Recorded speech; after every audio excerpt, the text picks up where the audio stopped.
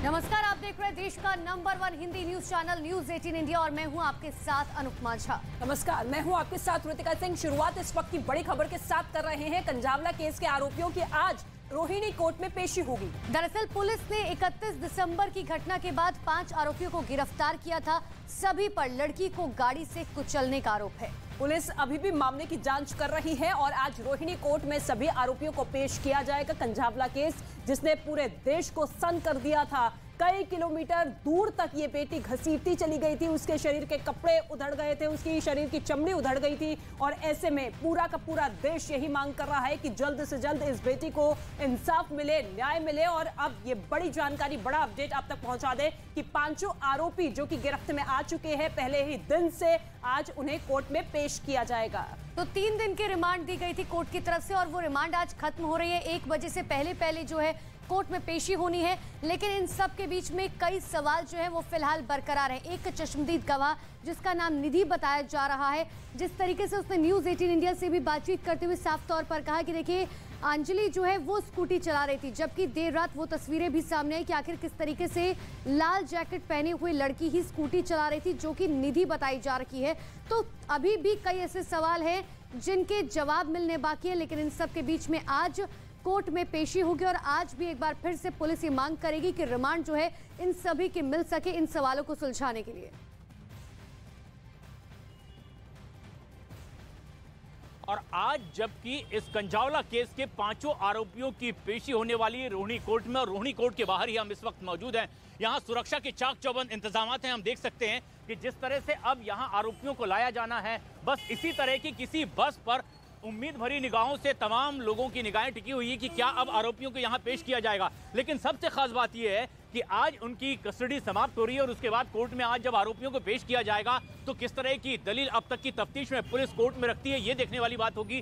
क्योंकि इसी रोहिणी कोर्ट में यहाँ उन 5 आरोपियों को पेश करना है और इसी तरह से बस में बिठाकर उन आरोपियों को लाया जाना है। अब तक की जो पूछताछ हुई है उसमें कई सारी चीजें अब तक पुलिस के पास सामने आ चुकी है, लेकिन सबसे खास बात यह है कि जो अंजलि के साथ उसकी सहेली निधि थी, वो इकलौती एक ऐसी चश्मदीद है जो इस पूरे मामले में अपनी बात रख सकती है और वो सबसे बड़ा सबूत दे सकती है कि आखिर उस रात हुआ क्या था और निधि क्या कहती है।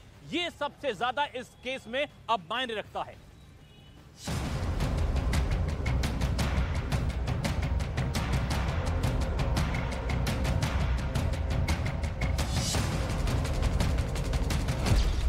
अंजलि की सहेली ने उलझा दी पहेली। खौफनाक रात का निधि छिपा रही राज।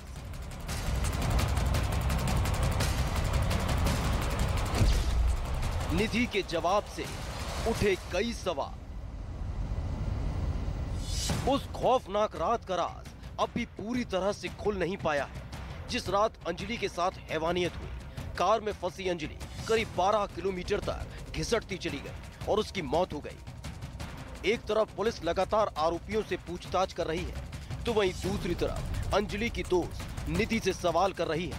लेकिन निधि के दावों पर भी कई सवाल खड़े हो रहे हैं। अंजलि को छोड़कर क्यों भागी निधि? इतनी बड़ी घटना के बाद एक दोस्त होने के नाते निधि को पुलिस को सूचना देनी चाहिए थी, लेकिन निधि ने उस रात पुलिस को जानकारी नहीं दी और अपनी सहेली अंजलि को छोड़कर भाग गई।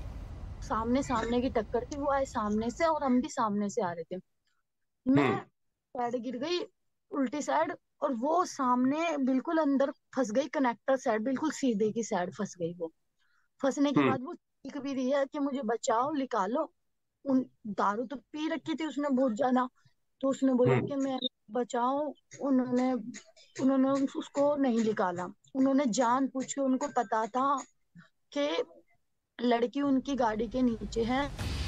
निधि के मुताबिक उसके सामने न सिर्फ घटना घटी, बल्कि कार में अंजलि फंस गई थी और कार सवार उसे घसीटते ले गए थे। ऐसे में निधि ने पुलिस को जानकारी देने से अपने घर जाना बेहतर समझा। घटना के बाद का एक सीसीटीवी फुटेज भी सामने आया, जिसमें निधि अपने घर जाती नजर आ रही है। निधि के दावे पर सबसे पहले अंजलि की मां ने सवाल खड़े किए हैं कि अंजलि के साथ ये सब हुआ, फिर भी निधि उसे छोड़कर कैसे भाग गई। नाम निधि को जानते, अगर निधि उसकी फ्रेंड भी है तो मेरे बेटे को अकेले कैसे क्यों छोड़ के आ गई। कोई फ्रेंड ऐसी होती हैं जो अकेले छोड़ आई, और एक्सीडेंट नू कहती है मैं दोनों का एक साथ हुआ है। तो मेरी बेटी गई भगवान के पास और तू बच गई। 2 बच्चों का एक साथ एक्सीडेंट होएगा एक गाड़ी से, तो एक बच्चा मर जाएगा और एक जिंदा रह जाएगा जो उसके खरोच भी नहीं आई। निधि का दावा है कि वो डर गई थी, सहम गई थी, अकेले पड़ गई थी, इसलिए वो घर भाग गई। लेकिन यहीं से सवाल उठता है कि आखिर उसने इस घटना के बारे में किसी को कुछ क्यों नहीं बताया और सच क्यों छिपाती रही। घटना के बाद निधि ने क्या किया, ये जानना बेहद जरूरी है, क्योंकि करीब 2:30 बजे निधि अपने घर पहुंच गई थी। अपने घर जाने से पहले उसने पड़ोसी का दरवाजा खटखटाया था और मोबाइल चार्ज करने के लिए और एक अर्जेंट कॉल करने की बात कही थी।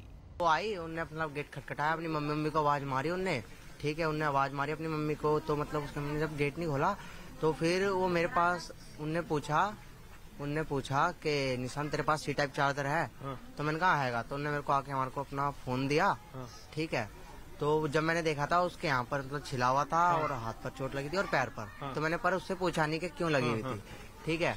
तो फिर मैंने उसका फोन लगाकर बाहर ही आया चार्जिंग पे। तो इतने में उसके कहाँ फोन लगाया निधि का अपने? मैंने अपने घर में लगाया था नीचे।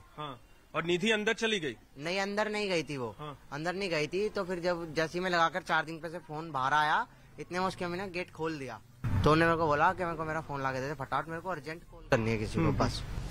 निशांत का दावा है कि उसने निधि को लगी चोट के बारे में पूछा था, लेकिन निधि ने सिर्फ एक एक्सीडेंट का हवाला देते हुए सच को छिपाए रखा और फिर अपने घर चली गई। पड़ोसी को निधि ने क्या बताया? घर जाने के बाद निधि आराम से सो गई और सुबह उसकी मुलाकात पड़ोस की रहने वाली आरती से हुई, जिससे निधि ने जरूरी काम के लिए स्कूटी मांगी थी। इस दौरान आरती ने भी सवाल किया था कि ये चोट कैसे आई, लेकिन निधि ने आरती को भी अंजलि के बारे में कुछ नहीं बताया। उसने मुझसे स्कूटी मांगी कि दीदी आपकी स्कूटी दिखा दो, कोई काम है। मैंने कहा मेरी स्कूटी घर पे नहीं है। 1 जनवरी की सुबह की बात। उसके चोट लगी हुई थी आंख पे और हाथ पे गरम पट्टी बंधी हुई थी। कह रही थी रात को एक्सीडेंट हो गया, चोट लग गई। पहली बात तो मैंने उसको देख के यहाँ पे मैंने कहा किसी ने आपको घूसा मारा? कह रही नहीं दीदी एक्सीडेंट हो गया था मेरा, बट स्कूटी मेरे पास थी नहीं, तो मैंने साफ मना कर दिया। यही नहीं, 1 जनवरी की शाम को करीब 6 बजे निधि की मुलाकात उसकी पड़ोसी पूजा से हुई। पूजा ने भी निधि को लगी चोट के बारे में पूछा, लेकिन निधि ने भी अंजलि की जानकारी साझा नहीं की। रोड पे वो सामान खरीदी, मैं भी सामान खरीद रही थी, बस मैंने उसके पैर पे चोट लगी थी। मैंने पूछा किसी ने मारा है क्या? तो कहते नहीं एक्सीडेंट केस है, मेरे हाथ में भी लगी हुई थी उनके, है ना। अक्सर ऐसा होता है ना, एक्सीडेंट तो हो भी जाता है स्कूटी से। इतना बड़ा हादसा नहीं पता था हमारे को, कैसा हादसा हो चुके हैं। इतनी खौफनाक घटना और उस पर निधि का पर्दे डाले रखना अब कई सवाल खड़े कर रहा है। निधि ने सच क्यों छिपाया? घटना के दूसरे दिन सुबह से लेकर शाम तक निधि ने अंजलि के साथ हुई हैवानियत के बारे में किसी को नहीं बताया, जबकि 1 जनवरी की सुबह पूरी दिल्ली इस घटना से सन्न रह गई थी। ऐसे में सवाल है, निधि क्या छिपा रही है? निधि किसे फोन करना चाहती थी? सवाल उठता है कि ना तो निधि ने पुलिस को जानकारी दी और न ही अपने पड़ोसी निशांत को कुछ बताया। यही नहीं, अपनी मां या परिवार से भी अंजलि के साथ हुई घटना के बारे में निधि ने कोई जिक्र नहीं किया। तो आखिर निधि रात को 2:30 बजे किससे अर्जेंट बात करना चाहती थी, जिसका जिक्र निशांत से निधि ने किया था? कहां जाने के लिए बेचैन थी निधि? निधि की पड़ोसी आरती ने बताया था कि निधि ने स्कूटी मांगी थी, वो कहीं जाना चाहती थी। सवाल उठता है कि आखिर निधि कहां जाना चाहती थी? फिलहाल पुलिस निधि के दावे, उस घटना के एक-एक सबूत और पड़ोसियों की बताई गई बातों के आधार पर फिर से निधि से पूछताछ करेगी, क्योंकि इस घटना में सबसे बड़ी चश्मदीद खुद निधि है, जिसके दावे अंजलि की मौत मिस्ट्री को और उलझा रहे हैं। तो निधि की दोस्त ने इस पहेली को और उलझा दिया है। इस वक्त मेरी मौजूदगी है मंगोलपुरी में। मैं मौजूद हूं अंजलि के मामा के घर के बाहर और आप देखेंगे अंदर पूरे परिवार की मौजूदगी है। मीडिया का जमावड़ा तो यहाँ पर है। अंजलि के मामा भी यहाँ पर मौजूद है, उनकी माता जी भी है। लेकिन बड़ी बात यह है कि निधि ने जो दावे किए हैं, जो रिपोर्ट हमने आपको दिखाई है, उसके बाद ये कहा जा रहा है कि निधि झूठ बोल रही है। बहुत सारी ऐसी बातें हैं जो निधि छुपा रही है, जिसको लेकर के अब बड़ी खबर इस वक्त की मैं आपको बता दूं कि अंजलि का परिवार सुल्तानपुरी थाने सुबह 11 बजे जाएगा 302 का मामला दर्ज करवाने के लिए। कुछ ही दूरी पर यहाँ पर सुल्तानपुरी थाना है, वहां पर जाएगा और आप देखेंगे कि यहाँ पर दिल्ली पुलिस की मौजूदगी है। दिल्ली पुलिस के जवान यहाँ पर हर वक्त मौजूद हैं, क्योंकि एक लड़की जो कि 31 दिसंबर को ये घटना होती है जिसमें दिल्ली पुलिस की कार्यशैली को लेकर के सवाल उठ रहे हैं। सवाल ये उठ रहे हैं कि महिलाएं कितनी ज्यादा सुरक्षित हैं, और ऐसी घटना हो जाती है जहां पर दावा पहले ये किया गया कि 12 किलोमीटर घसीटी गई, उसके बाद 20 किलोमीटर। लेकिन बड़ी खबर यह है कि अंजलि का परिवार सुबह 11 बजे यानी कि अब से पौने घंटे बाद सुल्तानपुरी थाने जाएगा, जहां पर 302 का मामला दर्ज करवाया जाएगा। अंजलि का परिवार बेहद गुस्से में है। उनका कहना है कि जो पोस्टमार्टम रिपोर्ट सामने आई है उसमें नशे की बात सामने नहीं आई है। पोस्टमार्टम रिपोर्ट में ये बात सामने आई है कि घसीटा गया अंजलि को, कितनी बर्बर तरीके से, उस पर क्या बीती होगी, उसके कई सारे अंग डैमेज हो गए हैं और जिसने भी वो तस्वीरें देखी उसकी रूह कांप गई। ऐसे में अब ये मामला जो कि दावा किया जा रहा था कि सुलझेगा, लेकिन उलझता चला जा रहा है। कई सारे ऐसे सवाल हैं। हमने अंजलि की दोस्त निधि से एक्सक्लूसिव बातचीत की थी मेरे सहयोगी आनंद तिवारी ने, और जो अंजलि ने बताया उसमें कई सारी ऐसे बातें हैं जो मेल नहीं खाई। उसके बाद अंजलि के परिवार से बातचीत की गई और मेरे सहयोगी जावेद इस वक्त मेरे साथ लाइव मौजूद है। जावेद, हमने कल भी देखा कि आपने अंजलि के मामा से बात की थी, अंजलि की माताजी से बातचीत की थी, और वो इन दावों को झुटला रहे हैं। अब परिवार 11 बजे सुल्तानपुरी थाने जाएगा, और क्या जानकारी मिल रही है? देखिए, इसमें अपडेट यही है कि परिवार जो है अब से थोड़ी देर बाद सुल्तानपुरी थाने जाएगा और ये मांग करेगा कि 302 का मुकदमा दर्ज किया जाए, क्योंकि परिवार ये कह रहा है कि हत्या हुई है, ब्रूटल तरीके से हत्या हुई है। प्रेम है जो कि मामा है अंजलि के। सबसे पहले कि परिवार सुल्तानपुरी थाने जा रहा है, क्या मांग करेगा परिवार जाकर? परिवार जाकर मांग यही करेगा कि 302 लगाई जाए, जो हमने कागज में लिखित में दी थी उसकी FIR कॉपी हमको मिले। 76 के मुताबिक हमने ये कॉपी दी थी, लिखवाई थी, बयान दिए थे कि अगर हमारी लड़की के साथ कोई दुष्कर्म नहीं हुआ, अगर दुष्कर्म हुआ हो तो 76 लगाने की हमने अनुमति करी थी। वो दुष्कर्म नहीं हुआ तो 76 तो नहीं लगेगी, पर 302 तो लगनी चाहिए। 302 लगवाएंगे। कल आप ये भी कह रहे थे कि निधि के खिलाफ भी 302 का मुकदमा दर्ज होना चाहिए। निधि जो बयान दे रही है उससे भी आप लोग परेशान हैं? बिल्कुल होना चाहिए। उसके ऊपर भी, वो भी इस केस में इन्वॉल्व है। सब उसको सब कुछ पता होने के बावजूद नहीं उसने किसी को, दिल्ली पुलिस को भी इन्फॉर्म नहीं करा और आगे भी नहीं इन्फॉर्म करना, मतलब ये पहले से सब चीज की साजिश थी। वो सारे निधि इसमें साजिश में शामिल थी जो अब हुआ है? बिल्कुल इस केस में निधि बिल्कुल शामिल है। हम कहते हैं निधि को भी रिमांड रूम पे लिया जाए। अच्छा, एक और चीज बताइए कि अब तक जो पुलिस की जांच हुई है, परिवार उससे संतुष्ट है क्या? नो, अगर पुलिस की सही छानबीन हो तो इतने दिन केस लड़ने की तो जरूरत नहीं है। उससे सख्ताई से पेश आए, उसको रिमांड पे लिया जाए। कैसे क्या हुआ क्या नहीं हुआ उसको सब कुछ पता है। वो साजिश है, प्लानिंग है, हत्या आई है। हमारे को इंसाफ चाहिए। अच्छा, आज रिमांड भी पूरी हो रही है जो आरोपी इसमें पकड़े गए, क्या आप मांग करेंगे क्या उनकी रिमांड और बढ़े और पूछताछ होनी चाहिए? बिल्कुल हम भारत सरकार से यही चाहते हैं कि उनकी रिमांड को और आगे बढ़ाया जाए, उनसे अच्छी तरह पूछा जाए सख्ताई से कि उन्होंने ये जानबूझ के इस वारदात को अंजाम क्यों दिया। देखिए, अब परिवार अभी भी अपनी उस मांग पर कायम है कि बताया जाए कि इस वारदात को अंजाम क्यों दिया गया। 2-3 बड़ी बातें जो अंजलि के मामा उन्होंने कही। एक तो 302 बिल्कुल ठीक है, कई तरह के सवाल हैं जिनका जवाब तलाशना बहुत जरूरी है, लेकिन इन सब चीजों के बीच निधि के दावे सच्चे हैं या झूठे ये पता लगाना पुलिस का काम है। और ऐसे में दिल्ली पुलिस ने उससे बंद दरवाजे के अंदर पूछताछ भी की। आपको दरअसल ये बताते हैं कि आखिर निधि से क्या कुछ सवाल जवाब किए जा रहे। देखिए, निधि ये दावा करे कि 2 बजे के करीब हादसा हुआ, तब वो अंजलि के साथ थी, लेकिन दावे पर सवाल यह है कि निधि रात 1:30 बजे घर के करीब लगे सीसीटीवी में साफ तौर पर नजर आई। इसके साथ ही निधि का दावा यह भी है कि हादसे के वक्त स्कूटर अंजलि चला रही थी, लेकिन इस दावे पर सवाल ये उठ रहा है कि सीसीटीवी में निधि लाल जैकेट में स्कूटर चलाती हुई नजर आई। बिल्कुल, देखिए दावे निधि की तरफ से लगातार किए जा रहे हैं, लेकिन वो भी सवालों के घेरे में। अगला दावा उसकी तरफ से किया गया कि हादसे के वक्त अंजलि शराब के नशे में धुत थी। और दावे पर सवाल ये उठ रहा है कि अंजलि की मां का दावा ये है कि मेरी बेटी शराब नहीं पीती थी, ये उनकी मां की तरफ से कहा जा रहा है। इतना ही नहीं, देखिए निधि एक तरफ दावा करे कि मैं अंजलि की दोस्त हूं, लेकिन सवाल ये भी है कि आखिर अगर दोस्त थी तो छोड़कर क्यों चली गई थी। और इसी पर अंजलि की मां का दावा यह है कि मैं निधि को नहीं जानती थी, जो कि लगातार अपने आप को दोस्त बता रही है। देखिए अगला दावा जो है वो ये है कि अंजलि होटल में बॉयफ्रेंड से मिलने गई थी। इतना ही नहीं, ये भी उसने कहा कि देखिए बॉयफ्रेंड से लड़ाई हो गई थी और इसी वजह से बहुत गुस्से में थी वो। लेकिन इसी पर सवाल ये है कि बॉयफ्रेंड है तो कहां है, अब तक सामने क्यों नहीं आया है? क्योंकि तमाम जांच पड़ताल जिस तरीके से आगे बढ़ती हुई नजर आ रही है, अभी तक बॉयफ्रेंड के बारे में कोई जानकारी नहीं। देखिए अगला दावा जो है वो ये है कि होटल में अंजलि के बॉयफ्रेंड से झगड़ा हुआ था। अंजलि का उसके बॉयफ्रेंड से झगड़ा हुआ था, जो निधि दावा करे कि हाँ उसका उसके बॉयफ्रेंड से झगड़ा हुआ था। और इसी पर सवाल ये है कि अगर अंजलि और बॉयफ्रेंड के बीच झगड़ा हुआ तो झगड़े की वजह क्या थी?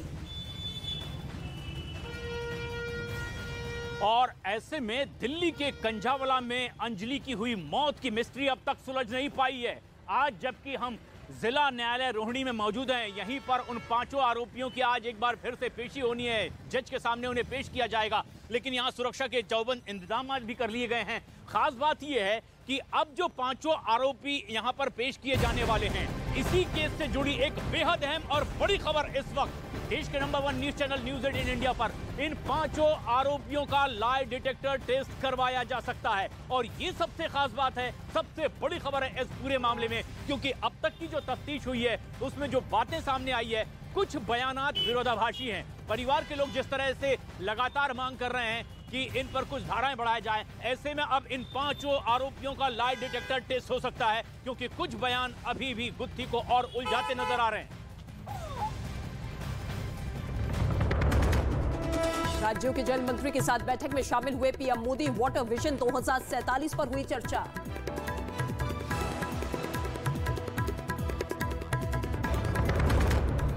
कंझावला केस में दिल्ली पुलिस आज 5 आरोपियों को कोर्ट में पेश करेगी। आरोपियों का हादसे के बाद कार पार्क करने का नया सीसीटीवी फुटेज आया सामने।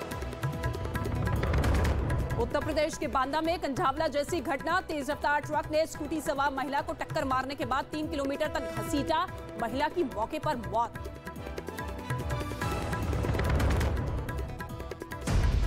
आज तक को पछाड़ न्यूज 18 इंडिया बना देश का नंबर 1 हिंदी न्यूज चैनल।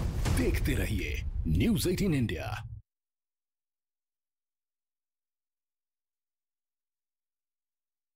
इस बीच 31 दिसंबर को यूक्रेन की राजधानी कीव पर हुए ताबड़तोड़ हमलों के वीडियो सामने आए। रूस ने 31 दिसंबर को कीव पर क्रूज मिसाइलों और ड्रोन से कई भीषण हमले किए थे और नए साल से ठीक पहले कीव के लोगों को दहला कर रख दिया था। रूस ने यूक्रेन में नए साल के जश्न को मातम में बदल दिया था। इसकी गवाही वहां से आई तस्वीरों ने दी, जिनमें एक के बाद एक कीव के अलग अलग हिस्सों में धमाके होते दिखाई दिए। वहां से आई एक तस्वीर में सड़क से गुजर रहा एक आदमी दिखाई दिया, तभी उसके सामने एक तेज धमाका हुआ और वहां मौजूद इमारत से शीशे और लकड़ियों के टुकड़े गिरते हुए नजर आए। इसके साथ ही कई दूसरी तस्वीरों में भी धमाकों के बाद मलबा हवा में उड़ता दिखाई दिया। यूक्रेन ने दावा किया कि रूस ने कीव पर ऐसे 1-2 नहीं बल्कि दर्जनों हमले किए थे। और इन्हीं हमलों का बदला लेने के लिए यूक्रेन ने डोनेस्क और लुहांस्क में रूसी सेना पर ऐसे हमले बोले कि पूरा रूस थर्रा गया। लेकिन अब यूक्रेन इस बात की आशंका जता रहा है कि पुतिन भी चुपचाप नहीं बैठेंगे, बल्कि वो साल 2023 में यूक्रेन पर हमलों की झड़ी लगा देंगे, क्योंकि साल की शुरुआत में ही उन्हें ऐसी चोट पहुंची है जो वो जल्द भूलने वाले नहीं हैं। यूक्रेन के रक्षा मंत्रालय ने आशंका जताई कि रूसी सेना इसी महीने बड़े हमले बोल सकती है और ये हमले ठीक उसी तरह होंगे जैसे 24 फरवरी को किए गए थे, यानी रूस के सैनिक एक साथ कई दिशाओं से हमले करेंगे। यूक्रेन के मुताबिक उसके उत्तर में कीव पर, उत्तर पूर्व में खार्किव पर और दक्षिण पश्चिम में खरसोन पर एक साथ हमला हो सकता है। हालांकि यूक्रेन ने भी इससे निपटने की तैयारी पूरी होने का दम ठोका। उसने दावा किया कि आने वाले 4 से 5 महीनों में 70,000 से ज्यादा रूसी सैनिक जंग में मारे जाएंगे। उधर इजराइल के मीडिया ने दावा किया कि ईरान की लगातार धमकी के बाद अमेरिका ने अपने खतरनाक लड़ाकू विमान इजराइल में तैनात कर दिए। ईरान ने 29 दिसंबर से शुरू हुई एक बड़ी मिलिट्री ड्रिल में अमेरिका और इजराइल को अपने ड्रोन और घातक मिसाइल की ताकत दिखाई और साथ ही यह धमकी दी थी कि दोनों में किसी ने ईरान पर हमले की सोची भी तो उसे धूल में मिला दिया जाएगा। ईरान की इसी खुली चेतावनी के बाद अमेरिका ने भी उसे जवाब देने की ठान ली और इसके लिए उसने दक्षिणी इजराइल के नेवतेम एयरबेस पर अपने 6 ताकतवर F-15 फाइटर जेट तैनात कर दिए, जो बेहद खतरनाक बमों और मिसाइलों से लैस हैं। इन लड़ाकू विमानों के बारे में कहा जाता है कि जरूरत पड़ने पर ये पलक झपकते ही दुश्मन पर हमला बोलकर उसे तबाह करने की क्षमता रखते हैं और इसी वजह से अमेरिका ने ईरान को सबक सिखाने के लिए इजराइल में अपने F-15 विमानों को तैनात कर दिया। ताकि इजराइल पर हमले की ईरान की किसी भी हरकत का तुरंत जवाब दिया जा सके। और इसीलिए अमेरिका ने एक बार फिर अपनी फौज की एक खास रणनीति का इस्तेमाल किया, जिसका इस्तेमाल वो अपने साथी देशों को दुश्मनों से बचाने के लिए कई साल से कर रहा है। अमेरिका की इस रणनीति को एजाइल कॉम्बैट एम्प्लॉयमेंट के नाम से जाना जाता है, जिसमें वो अपने घातक हथियारों की तैनाती साथी देशों की उन जगहों पर करता है जहां से दुश्मन को जवाब देना आसान होता है। और इसीलिए अमेरिका ने अपने लड़ाकू विमानों की तैनाती के लिए दक्षिणी इजराइल के नेवातिम एयरबेस को चुना, जहां से ईरान की राजधानी तेहरान की दूरी 1500 किलोमीटर से भी कम है। मतलब यह कि ईरान ने इजराइल पर हमला किया तो अमेरिकी लड़ाकू विमान तेजी से उस तक पहुंच जाएंगे और ईरान पर बमों की बारिश करके वहां तबाही मचा देंगे। इजराइल की मीडिया के मुताबिक इसकी तैयारी के लिए अमेरिका और इजराइल इसी हफ्ते एक मिलिट्री ड्रिल भी शुरू करेंगे, जिसमें अमेरिका के F-15 के साथ ही इजराइल में मौजूद F-35 फाइटर जेट हिस्सा लेंगे। F-35 भी अमेरिका का ही लड़ाकू विमान है जिसे इजराइल ने खरीदा है। खबर के मुताबिक इस ड्रिल में गल्फ स्ट्रीम G550 विमान को भी शामिल किया जाएगा। इस विमान को दुनिया के आधुनिक जासूसी विमानों में एक माना जाता है। इजराइल की सेना ने दावा किया कि अमेरिका के साथ उसका सैन्य अभ्यास ईरान के काफी करीब किया जाएगा, जबकि इससे पहले पिछले साल नवंबर में भी अमेरिका और इजराइल ने एक बड़ी ड्रिल की थी। उस वक्त दोनों देशों की सेनाओं ने ईरान के एयरबेस और सैनिक ठिकानों के कई नकली टारगेट को तबाह करने का अभ्यास किया था। इधर सुप्रीम कोर्ट ने इलाहाबाद हाई कोर्ट के उस फैसले पर रोक लगा दी जिसमें बिना ओबीसी आरक्षण के जल्द निकाय चुनाव करने का आदेश दिया गया था, जिसे यूपी सरकार ने सुप्रीम कोर्ट में चुनौती दी थी। सरकार की याचिका पर सुनवाई करते हुए अदालत ने हाई कोर्ट के फैसले पर रोक लगा दी। इस मामले में नोटिस जारी कर यूपी सरकार से 3 हफ्ते में जवाब मांगा गया। इस बीच क्रिकेटर ऋषभ पंत को सर्जरी के लिए एयरलिफ्ट कर देहरादून से मुंबई भेज दिया गया। ऋषभ पंत पिछले 6 दिन से देहरादून के अस्पताल में भर्ती थे, जहां से उन्हें मुंबई के अस्पताल में शिफ्ट किया गया। ऋषभ पंत को एम्बुलेंस से देहरादून के जॉली ग्रांट एयरपोर्ट लाया गया और फिर वहां से एयर एम्बुलेंस के जरिए मुंबई भेजा गया। 30 दिसंबर को रुड़की में हुए हादसे के बाद उन्हें देहरादून के अस्पताल में भर्ती कराया गया था। उधर नए साल में एंट्री करने से पहले तुर्की ने अपने एक एयर डिफेंस सिस्टम की कामयाब टेस्ट फायरिंग करके ग्रीस को फिर तेवर दिखा दिए। कहा जा रहा है कि तुर्की का खुद का बनाया यह सिस्टम रूस के S-400 मिसाइल सिस्टम को टक्कर देगा और S-400 की गिनती दुनिया के सबसे ताकतवर और आधुनिक एयर डिफेंस सिस्टम में होती है। यानी तुर्की की तैयारी हथियारों की दुनिया में एकदम बेस्ट बनने की है, ताकि ग्रीस जैसे दुश्मन उसके आगे चूं तक न कर सके। बीते कुछ वक्त से तुर्की एक से बढ़कर एक हथियार बनाने में लगा है। उसका बारकताश ड्रोन यूक्रेन के मैदान में अपना लोहा मनवा ही चुका है। और अब खबर है कि तुर्की ने 30 दिसंबर को मिसाइलों को भेजने वाले सिपर नाम के अपने एयर डिफेंस मिसाइल सिस्टम का सफल टेस्ट किया।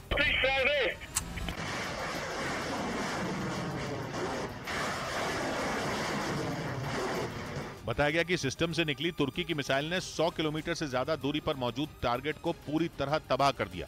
हाल के वक्त में तुर्की ने जो डिफेंस सिस्टम बनाए हैं उनमें सिपर की रेंज सबसे ज्यादा है। और तुर्की के राष्ट्रपति तो पहले ही ग्रीस को अपनी टाइफून मिसाइल से उड़ाने की धमकी देने में लगे हैं। उस पर तुर्की के इस नए एयर डिफेंस सिस्टम ने उसकी हिम्मत पहले से ज्यादा बढ़ा दी और इतनी बढ़ गई कि तुर्की के रिटायर हो चुके एक कर्नल तक ने ग्रीस को आंखें दिखा डाली। उन्होंने कहा कि तुर्की को अपना नया TCG अनादोलू एयरक्राफ्ट कैरियर एजियन सागर में उतार देना चाहिए ताकि ग्रीस खौफ से मर जाए। तुर्की और ग्रीस के बीच मौजूद एजियन सागर फसाद की जड़ बना हुआ है। एजियन सागर के कुछ टापुओं के लिए दोनों में ठनी हुई है। तुर्की का ग्रीस को धमकियां देना तो समझ में आता है, लेकिन उसके पूर्व कर्नल ने तुर्की वर्सेस ग्रीस की इस पिक्चर में अमेरिका को भी घसीट लिया। कहा गया कि अमेरिका ग्रीस को तुर्की के खिलाफ मोहरा बनाना चाहता है।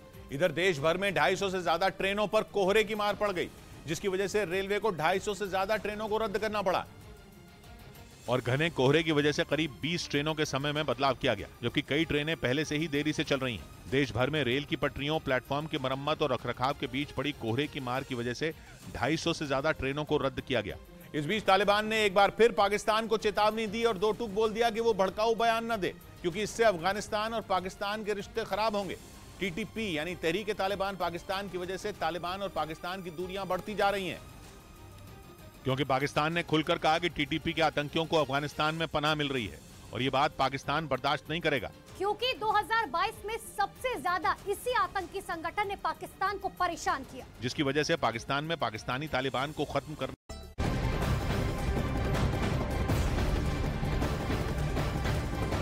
तो कंझावला मामले में एक और बड़ी खबर, निधि अपने मां के साथ वर्षों से अपने मां के घर नहीं रहते। इस वक्त हम लोग सुल्तानपुरी इलाके में है। सुल्तानपुरी इलाके में निधि के मां के घर पे हैं, लेकिन यहाँ उसकी मां घटना के बाद मौजूद नहीं है। लेकिन निधि भी वर्षों से यहाँ नहीं रहती। निधि की मां अपने बेटे के साथ यहाँ रहती है। पड़ोसियों ने बताया कि निधि कई वर्षों से यहाँ नहीं रहती और ये उसकी मां का घर है, लेकिन निधि यहाँ नहीं रहती है। न्यूज 18 इंडिया पे पल पल की अपडेट आपको आगे भी कंझावला मामले में देते रहेंगे। लेकिन उसके ये तेवर तालिबान को डरा नहीं रहे, बल्कि जंग के लिए उकसा रहे हैं। कम से कम तालिबान के प्रवक्ता ज़बीउल्लाह मुजाहिद की बातों से तो ऐसा ही लगा, क्योंकि उन्होंने कहा कि पाकिस्तान को बेबुनियाद और उकसाने वाली बातें नहीं करनी चाहिए। इससे पहले तालिबान सरकार के रक्षा विभाग के अधिकारी मोबिन खान ने पाकिस्तान को खुली चुनौती दे डाली थी और पाकिस्तान को बेबुनियाद बातें करने से रोका। तालिबान सरकार के रक्षा विभाग के अधिकारी मोबिन खान ने सीरिया और तुर्की का नाम लेकर पाकिस्तान को समझाया और खुल्लम खुल्ला बोल दिया कि पाकिस्तान खुद को तुर्की और अफगानिस्तान को सीरिया समझने की गलती न करे, क्योंकि अगर पाकिस्तान ने अफगानिस्तान की जमीन पर कदम रखा तो उसकी सेना को सरेंडर करना पड़ेगा। मोबिन खान से पहले तालिबान के एक दूसरे नेता ने तो पाकिस्तान को 1971 की हार याद दिला दी थी और उसके जख्मों पर नमक छिड़कने के लिए हार से जुड़ी तस्वीर तक शेयर कर डाली थी। यानी पाकिस्तान डाल डाल है तो तालिबान पात पात, जिसकी वजह से अफगानिस्तान और पाकिस्तान में जंग जैसे हालात बनते दिख रहे हैं। हालांकि तालिबान ने साफ किया कि वो अफगानिस्तान की जमीन का इस्तेमाल पड़ोसी देशों के खिलाफ नहीं होने देंगे, जिसके लिए वो पूरी कोशिश भी कर रहे हैं। लेकिन इसमें उन्हें पाकिस्तान की सरकार का साथ चाहिए, न कि उनकी धमकी। लेकिन पाकिस्तान को तालिबान की बात पर भरोसा नहीं, तभी तो राना सनाउल्लाह और ख्वाजा आसिफ ने खुलकर उन पर उंगली उठाई। पाकिस्तान सरकार ने दावा किया कि 2022 में पाकिस्तानी तालिबान के हमलों में पाकिस्तान की सेना के 282 सैनिक मारे गए। पाकिस्तान के रक्षा मंत्री ने जानकारी दी कि टीटीपी ने 58% आतंकी हमले खैबर पख्तूनख्वा में किए।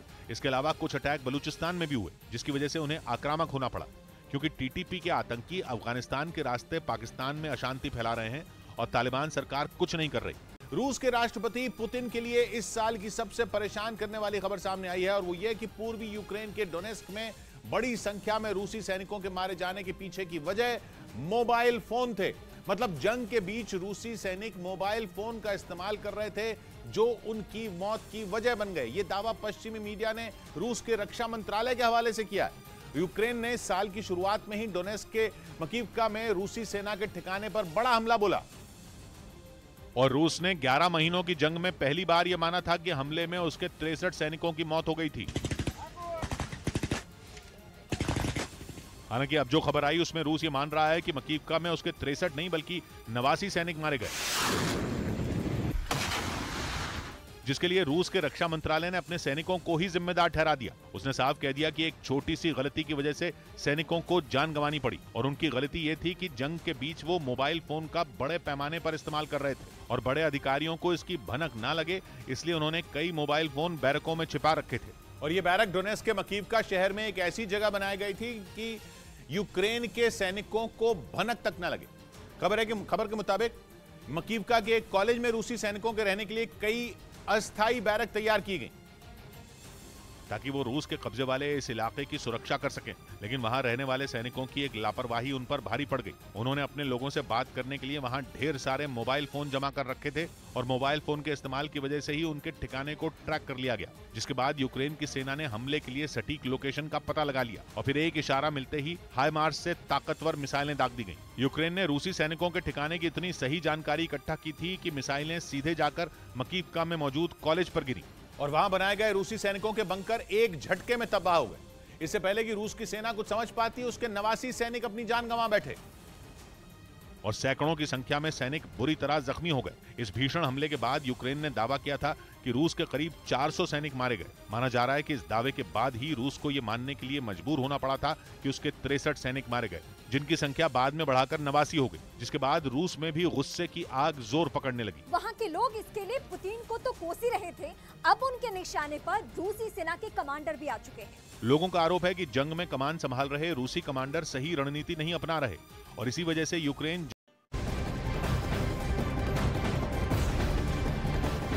और बड़ी खबर आपको बता दें, यूपी के मुख्यमंत्री योगी आदित्यनाथ आज मुंबई में हैं। सबसे पहले मुंबई के ताज होटल में उन्होंने कई बैंक के अधिकारियों से मुलाकात की। इसके बाद योगी आदित्यनाथ एक रोड शो भी करेंगे। बड़ी जानकारी इस वक्त की आपको दे रहे हैं। योगी आदित्यनाथ आज मुंबई में हैं और उनकी तरफ से एक रोड शो किया जाएगा। उससे पहले बैंक के अधिकारियों के साथ एक बैठक की। तो बैंक अधिकारियों के साथ बैठक की गई योगी आदित्यनाथ की तरफ से और उसके बाद एक रोड शो किया जाएगा। योगी आदित्यनाथ करते हुए नजर आएंगे। दरअसल बैंक के अधिकारियों के साथ कई मुद्दों को लेकर चर्चा मुंबई में सीएम योगी आदित्यनाथ ने की है। होटल ताज में ये बहुत महत्वपूर्ण बैठक हुई और जिसके बाद एक रोड शो किया जाएगा, एक भव्य रोड शो।